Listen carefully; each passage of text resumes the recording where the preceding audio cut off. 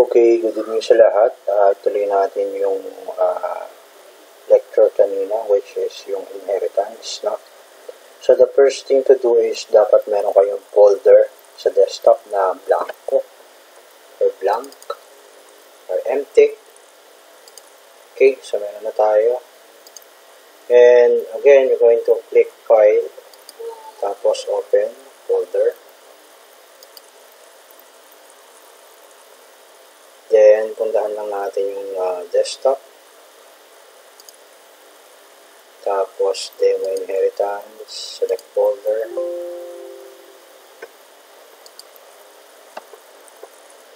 Okay. So, sa left side, makikita nyo dito yung folder natin. I'm gonna close the welcome screen. And, click nyo lang itong 3 dots. Punta kayo sa terminal, new terminal. Gagawa tayo ngayon ng console. So, type lang natin .NET new console. Then, sa pinakadulo, press nyo lang yung enter key.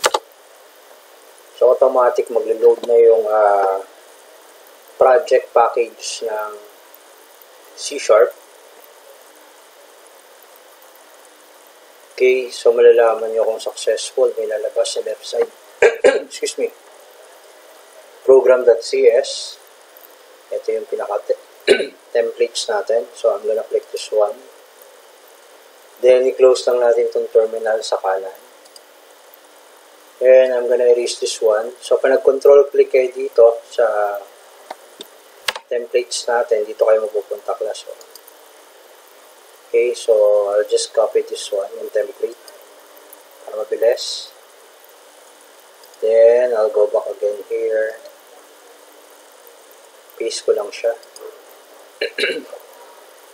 Okay, so, to be able for us, para ma-implement natin yung inheritance na concept.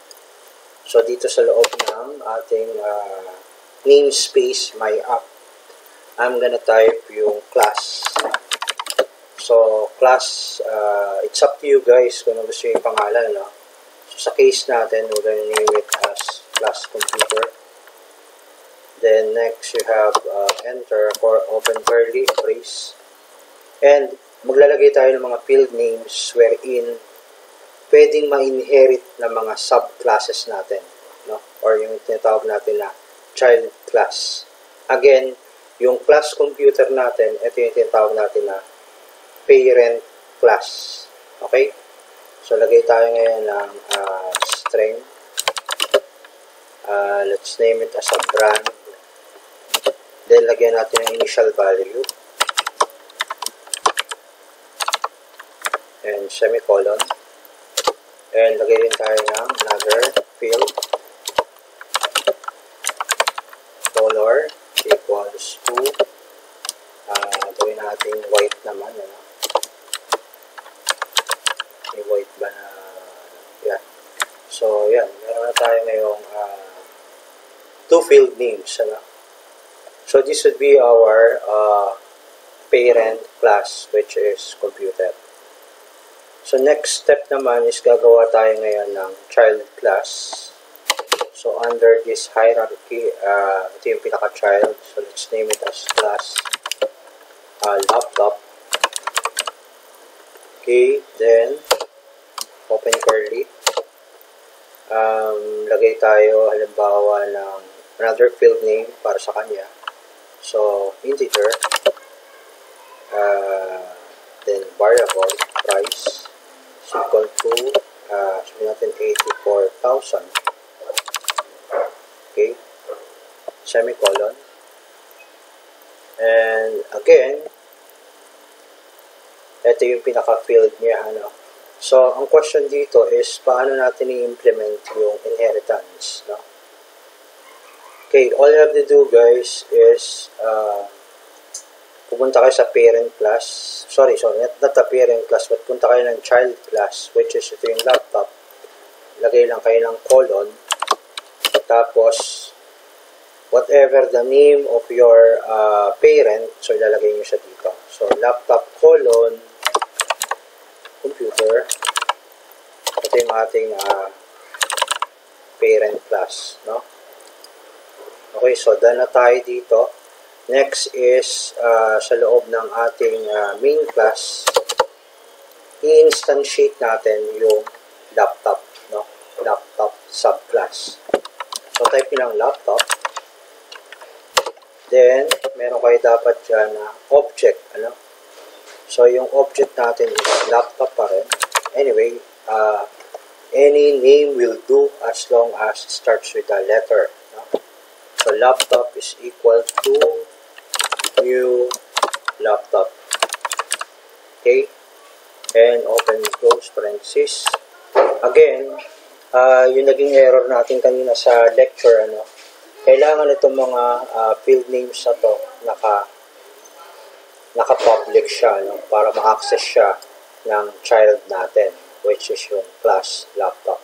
So here, maglalagay na tayo ng access modifier na public, no?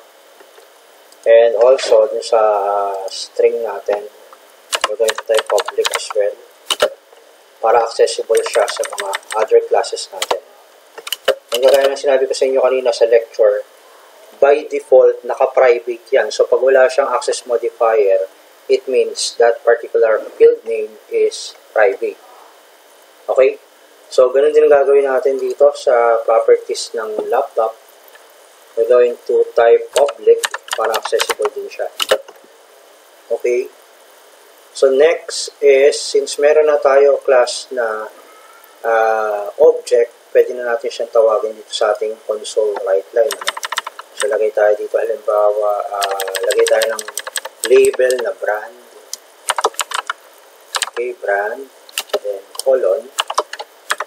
Then, para i-concatenate natin, ano, so we're going to use plus sign. Then, we're going to call yung object natin. So, yung object natin is laptop. We're going to type laptop. Then, pwede na natin gamitin yung properties ng parent class natin, which is yung brand, saka yung color. Okay? So, may inherit natin itong mga fields na to. Since, ito, gumamit na tayo dito kanina ng laptop, computer, na-implement na natin yung inheritance. So, magagamit na natin itong dalawang fields na to. Okay, so laptop dot brand. Then, I'm gonna copy this one. Control C, then Control V. Okay. So, next is, lagay tayo rin ng label, color, then, laptop.color. No? So, saan galing yung color? Dun sa parent class natin. Okay? Ayan, makikita nyo sa drop-down list, lalabas siya dito, yung pinaka-properties niya. Okay, so it means nakashare na siya from our main class, ano. Yun yung reason kung bakit gumagamit tayo ng public na access modifier. And of course, para makumpleto yung list natin, we're going to have here, I'm gonna copy this one, paste ko lang ulit. So, lagay tayo ngayon ng price, lalagay tayo ng label, price, and colon, dash, laptop, dot. So, dito naman manggagaling ngayon yung field na price. So, as you may notice sa program natin, dalawang fields yung in-inherit natin from the parent. So, yung original lang na galing sa child is yung field na price. Okay? So, check natin ngayon yung program natin kung may error ba siya or wala. I'm gonna click this one. Then, run code.